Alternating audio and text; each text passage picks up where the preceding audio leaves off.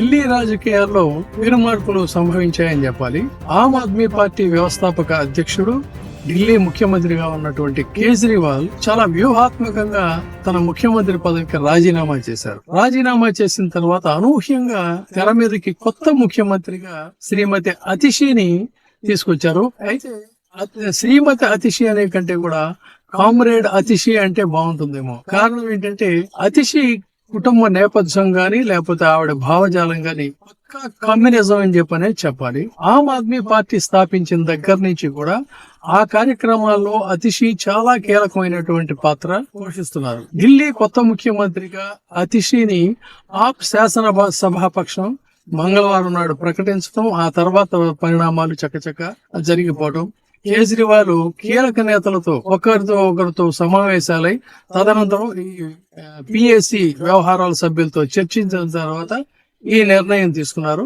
ఈ నిర్ణయాన్ని ఎవరు కూడా వ్యతిరేకించలేదు, అందరూ కూడా ఓకే అన్నారు. ఎందుకంటే కేజ్రీవాల్ ని ఎన్ఫోర్స్మెంట్ డైరెక్టరేట్ ఈడీ అరెస్ట్ చేసిన తర్వాత అతిషి ప్రభుత్వంలో అనేక కీలకమైనటువంటి బాధ్యతలు స్వీకరించారు.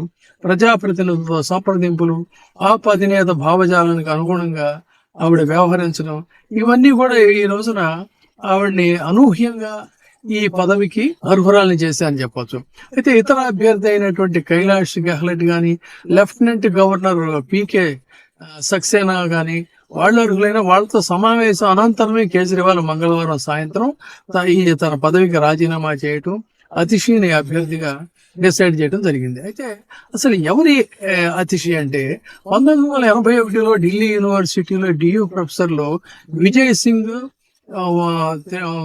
వాహి దంపతులకి ఈవిడ జన్మించారు. అతిషి తన విద్యాభ్యాసాన్ని ఢిల్లీలో కొనసాగించారు. ఆమె 2001లో డియూ సెయింట్ స్టీఫెన్స్ కాలేజీ చరిత్రలో తన పాఠశాల విద్యను అభ్యసించడం, ఆ తర్వాత అండర్ గ్రాడ్యుయేట్ పూర్తి చేసి అధ్యయనాల కోసం ఆమె యునైటెడ్ కింగ్డమ్ లోని యూకేలోని ఆక్స్ఫర్డ్ విశ్వవిద్యాలయంలో చేరారు. రాజకీయాల్లోకి రావడానికి ముందు ఆసక్తికరమైనటువంటి అంశం ఇక్కడే మనం గమనించాలి. ఆమె ఆంధ్రప్రదేశ్ లోని రిషి వ్యాలీ స్కూల్లో హిస్టరీ, ఇంగ్లీష్ సబ్జెక్ట్స్ ని బోధించారు. అంటే ఇక్కడ హైదరాబాద్ లో ఆమె ఒక అధ్యాపకురాలిగా పనిచేశారు.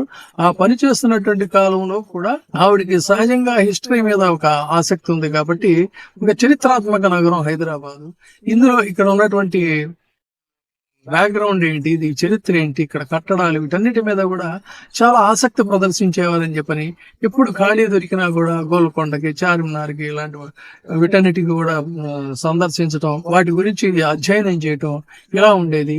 ఆ క్రమంలోనే ఇక్కడ తెలుగు కూడా నేర్చుకోవడం అనేటువంటిది గమనించదగినటువంటి విషయం. ఆమె యొక్క చురుకైనటువంటి తన దీంతో ఇక తెలుగు నేర్చుకున్నారు. ఇక తండ్రి ఆమెకు మార్క్స్ మరియు లెనిన్ నుంచి అక్షరాలను కలిపి అతిషి మార్లీనా అనేటువంటి పేరు పెట్టారు. అంటే అంత కమ్యూనిజం పట్ల ఆయనకి ఉన్నటువంటి అభిమానం అలాంటిది అనమాట. ఆ అతిషి మార్లీనా, మార్క్స్, లెనిన్ పేర్లు రెండు సౌండ్ వచ్చేటట్టుగా పెట్టినటువంటి పరిస్థితి. 2019లో లోక్సభ ఎన్నికల ప్రచారంలో అతిషి ఆమె క్రైస్తవ విశ్వాసానికి చెందిన వారని సూచించేటువంటి విధంగా విస్తృతమైనటువంటి స్థాయిలో ప్రచారం చేయడంతో ఈ మార్లేనా అనేటువంటి పదాన్ని తొలగించారు. ఇది ఒక పబ్లిక్ లో మిస్కన్సెప్షన్ ఎదుగుతా ఉంది. ఆయన పేరు పెట్టింది ఒక భావజాలంతో అయితే వీళ్ళు ప్రచారం చేస్తుంది మరొక భావజాలంతో చేస్తున్నారు. ముఖ్యంగా బీజేపీ వీళ్ళంతా కూడా ఓట్ బ్యాంక్ రాజకీయాలు చేస్తున్నారని ఆ మార్లేనా అనేటువంటి పదాన్ని తన పేరులో తొలగించారు. వాస్తవానికి మరి వీడు ఎవరు ఉన్నట్లయితే పంజాబీ రాజ్పుత్ వంశం నుంచి వచ్చినటువంటి వ్యక్తి అతిషి. ఇప్పుడు సోషల్ మీడియా ప్లాట్ఫామ్ లో కూడా తన పేరుని అతిషి అని చెప్పనే రాసుకున్నారు తప్ప మార్లేనా తీసేశారు. రాజకీయాల్లోకి రాకముందు ఇండియన్ ఇన్స్టిట్యూట్ ఆఫ్ టెక్నాలజీ ఐఐటిలో, Indian institute of management IIM Ahmedabad నుంచి కూడా డిగ్రీలు పొందినటువంటి వ్యక్తి అతిషి భర్త విషయానికి వస్తే భర్త ప్రవీణ్ సింగ్ 2007లో కమ్యూన్ స్థాపించారు. ఆప్కి అతిషి సహకారం అందిస్తున్నట్టు దీంట్లో ఆయన ప్రోద్బలం కూడా కొంత సహాయ సహకారాలు కూడా ఉన్నాయని చెప్పాలి. ఆమె జనవరి 2013లో పార్టీ విధానానికి రూపకల్పన చేసినప్పుడు కూడా తన జోక్యం కూడా ఉంది, తన ప్రమేయం కూడా ఉంది. 2015లో మధ్యప్రదేశ్లోని ఖాండ్వాలో ఆప్ నాయకుడు అలోక్ అగర్వాల్ నిర్వహించినటువంటి నీటి సత్యాగ్రహంలో కూడా ఆమె చాలా చురుకైనటువంటి పాత్ర వహించారని చెప్పాలి.